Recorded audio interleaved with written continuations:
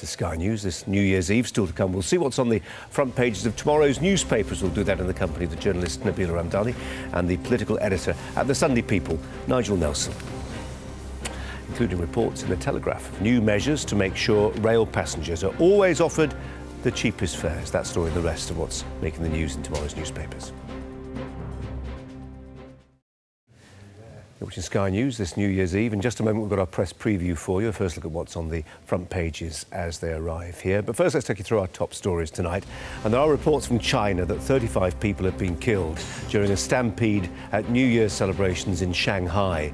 A further 42 people said to have been injured there. Pauline Kafaki, the nurse who's contracted Ebola, has agreed to be treated with blood plasma donated by survivors of the disease. Doctors say their patient's sitting up and talking, but warn the next few days will be crucial. And it's been confirmed that 2,356 people have lost their jobs as a result of the collapse of the parcel delivery firm CityLink. Well, you're watching our press preview, a first look at what's on the front pages for you tonight. In the next half hour, we'll see what's making the headlines. We'll do that in the company of the journalist Nabila Ramdani and the political editor at the Sunday People, Nigel Nelson. Let's have a look at some of those front pages to begin with, though, and starting with the Telegraph, which says train passengers will automatically be offered the cheapest tickets for their journeys, potentially saving hundreds of pounds on travel. The picture there of the New Year's celebrations in Sydney Harbour, events in Shanghai.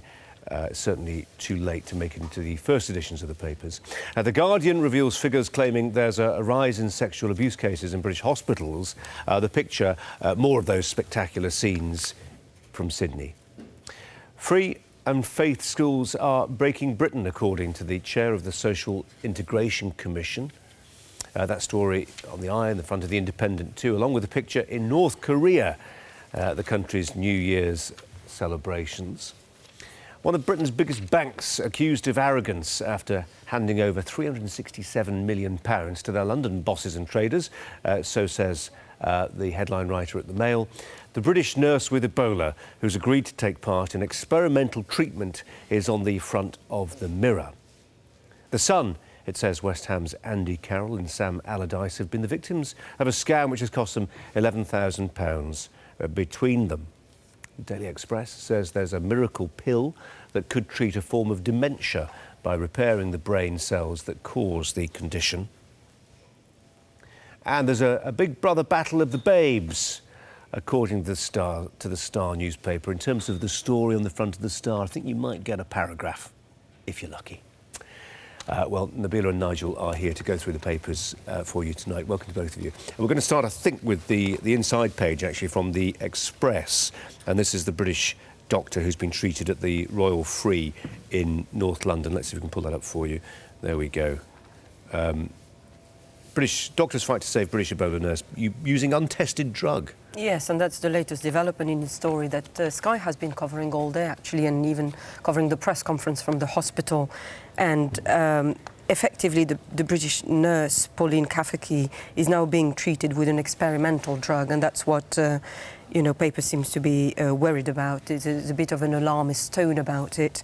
The Mirror says that she's being used as a human guinea pig, effectively. The drug, she's not being given the drug that was used previously on a previous Ebola survivor, Will Pooley, because supplies have run out. And if you read on the story, you think, well, that's fair enough. They used to use the ZMapp drug. Nobody calls it ZMapp, do they? They seem to have adopted the American pronunciation for ZMapp. ZMapp, yeah.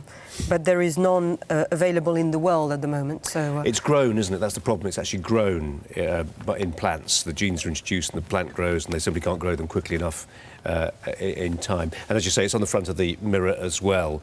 On the front page, their health editor writing that the experimental drug has been taken. The hospital have been as transparent as they can be, given the rules about patient confidentiality. Yes, and also, I mean, what they're not going to do is running commentary, which is fair enough, and I think I can understand that. I mean, one of the big concerns still about this story is that at least there's going to be a review in how the nurse got into the country, but it does seem to be that whatever else is going on, that screening process didn't work. If the screening process is designed to find Ebola sufferers, it messed up completely. And you would have thought a nurse coming back from treating Ebola patients in Africa tells the authorities, look, I'm not feeling too good, would you not whisk her off immediately? Now, it may be that loads of nurses come back and say, I'm feeling a bit poorly, and they didn't take it seriously, but it does seem to be that we're a bit lax on it.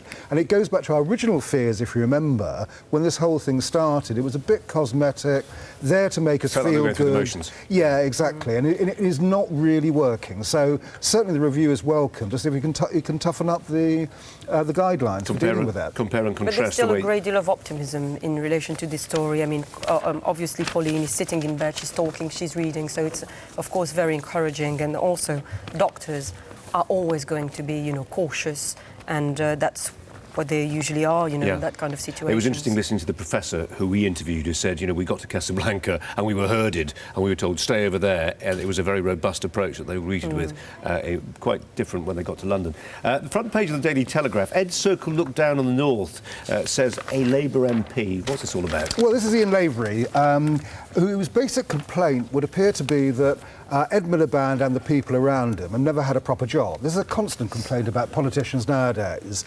I have to say, I've never quite understood this idea. Politics is a professional kind of job anyway. You don't expect a doctor to have been down the mines to learn how to be a miner, to be a good doctor, or indeed a lawyer to have worked on a building site to be a good lawyer. Equally, why should a lawyer make a good Secretary of State for Defence? Why should a miner make a great Secretary of State for Health? None of this seems to make an awful lot of sense. Well, but having said that, isn't it the job of politicians to reflect, the mood of to serve the public effectively, and so to be close? I think that's right. But certainly reflecting society when it comes down to background. Not enough women are in Parliament. There should be more. Certainly more ethnic minorities should be represented. All that is true, but it does seem to me it is a professional job. Ed Miliband, David Cameron are professional politicians. They always have been. I'm quite relaxed about that. One of the criticisms that has been constantly levelled at Ed Miliband is that he doesn't surround himself with real people. And it's instead a North London Fabian set, exactly, etc. He's very much been associated with the metropolitan elite, and a lot of people are expecting the Labour Party now, 5 months before the next general elections, to actually get closer to being a party of the working people, and especially when it comes to issues like public transport, public service, and health. But this is such a perennial debate in this country. I mean, what's it like in France? Do you get this? I mean, is there a sense that, the UK, being terribly Anglo-Saxons, more like the Americans? The Americans are over here, where you've got to come up through the system, you've got to be a special advisor, you've got to come from a think tank, be a wonk, all the rest of it, and then you become a politician. And we're edging towards that. Are the French, do they still put a premium on kind of having a real hinterland, having a real life? I don't believe so. I think it's pretty much the same if you look at, the elite and those who become politicians and indeed heads of state in France. They all come from, schools where, to train the elite. And Sarkozy was one of the exceptions, actually, who didn't go through the ENA, the famous school that trains politicians to become rulers, effectively. But it's pretty much an elite that's ruling France. And indeed, a French... Misruling France, I think, seems to be the view right That's more accurate. But let's not bash the French. We're meant to be happy. It's New Year's Eve. We're staying on the front page of the Telegraph, and we're going to talk about train fares. It's their lead story, it's their splash. How are they going to cope with how are they going to force the rail companies to provide the cheapest possible fare? It sounds great in principle. Initiative from Claire Perry, who's the rail minister. And what she's saying is it's a ludicrous situation where if you go to the ticket office, you can get your cheapest fare to wherever you want to go, take it out of a machine, and you find you get one of the most expensive ones. Not only that, machines only a few feet away from each other but belonging to different rail companies will be giving you tickets at different prices, and there can be, according to the Telegraph, up to £100 difference. Yeah. So what she's saying is the rail operators must offer you the cheapest possible way of getting from A to B. We know what the solution is. We know the solution is to talk to a real person. when you go to the train station... Give me the cheapest ticket. And you have a conversation. You don't interrogate a computer. Yes. You actually talk to somebody. But, of course, that costs more money for the train companies, ergo less profit. Of course it does. But what is astonishing is this wasn't happening in the first place. I mean, obviously, you can program your machines to give you the cheapest ticket, the time you want to go. And it is easier talking to a real person, but it means employing more real people. It means you may have to queue up for it. Longer. Yeah. We like to queue, Nabila. We're British. Not anymore. I think we're sort of going off this rather now. But isn't it, an important story, given that public service is going to be one of the issues at the upcoming general elections? I think, especially after the disaster around the Christmas period of, trains failing to run. And interestingly enough, our Transport Secretary, Patrick McLaughlin, is one of those real people we were just talking about, wasn't he? He was a real person. Wasn't he a coal miner or was he on the railways? No, he wasn't a coal miner, but I think he was a real person at one point. Can we just focus on that beautiful picture on the front of the Telegraph? It's the same picture on the front of the Guardian as well, or nearly the same picture on the front of the Guardian as well. Here we go. Sydney gets an awful lot of attention for its New Year's celebrations, and it's become this sort of global bidding war now, isn't it? To establish your bona fides as a serious capital. What is quite nice actually about being here on New Year's Eve is we can watch on Sky the various places as they celebrate it before we get there. And of course, it's really sad that we then have a tragedy in Shanghai, which then sort of puts a damper on the whole thing. But Sydney is always the one that actually seems to kick it off. They do the most spectacular ones. I was texted by my son today, who's over there enjoying it. Wow. So, Sydney being that kind of place, but also it's quite good to see Sydney bouncing back a bit from the tragedy they had when they had the terrorist outrage. Can we see the pictures from Dubai? I think the common consent is that Dubai just blew everybody away. They're not a meek display of humility from the people of Dubai. They make it a point to always compete with the rest of the world. Here it is. Hang on, there you go. And of course, everybody, the cutaway shots show that nobody's actually watching it. They're all filming it on their iPhones. And this is the Burj Khalifa, world's tallest building. So they've got the backdrop to play with, haven't they? Yes. Absolutely fantastic. They have excelled themselves this year. Absolutely wonderful. Well, look, much more of that to come up. Also still to come, we're going to be sticking with our paper review, and they're asking why faith schools have been accused of being divisive. That's our story in The Independent. We'll take you through the rest of the headlines, talk through some of those stories after this short break. Warm welcome back. You're watching our press preview this New Year's Eve. Joining us tonight, Nabila Ramdani and Nigel Nelson. And Nabila, you're going to take us straight to the Guardian front page. Yes, indeed. It's a quite good story, actually, with the latest development on the Palestinian bid. There was a vote yesterday. The UN Security Council vote failed to establish Palestinian statehood and indeed end Israeli military occupation by 2017. Palestine got 8 votes in favour. It needed 9 to have the vote recognised, as it were.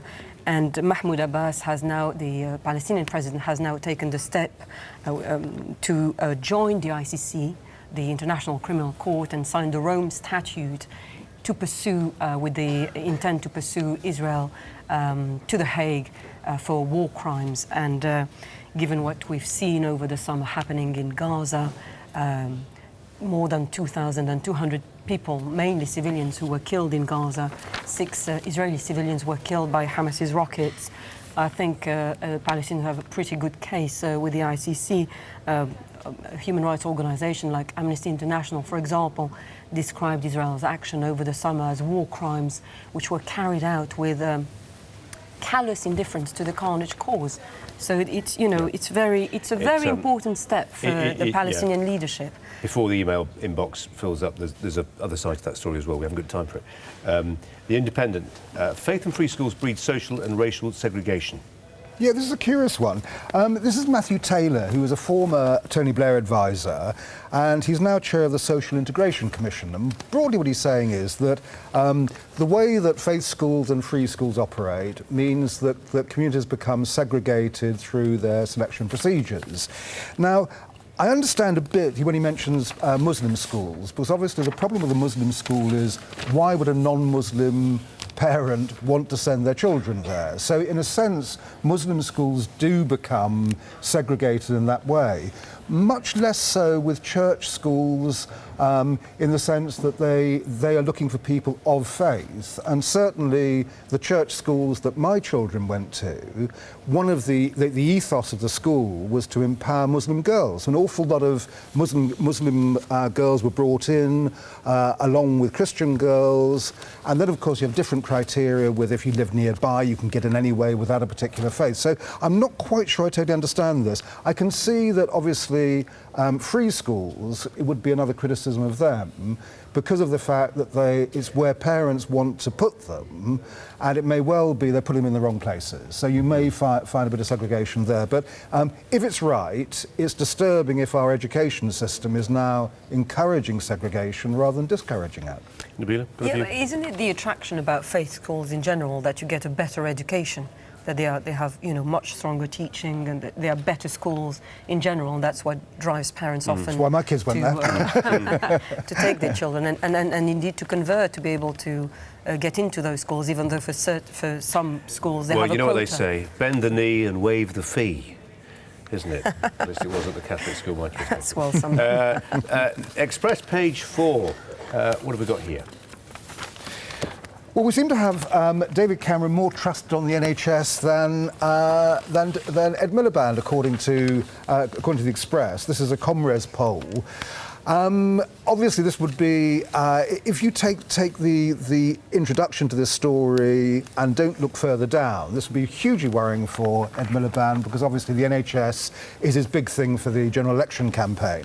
When you do look a bit further down, it seems to be that people trust Labour more with the NHS and the Tories less. So what I think we have here is the problem of leadership. And in all these polls, David Cameron comes out ahead of Ed Miliband. Yeah. I must just make the point. Mason Hall, old colleague of mine from Leeds, he was at the Yorkshire Evening Post, I was at the Yorkshire Post. Back in the days when you could smoke in the newsroom, Nigel. Right. Did Mason ever smoke? I can't remember.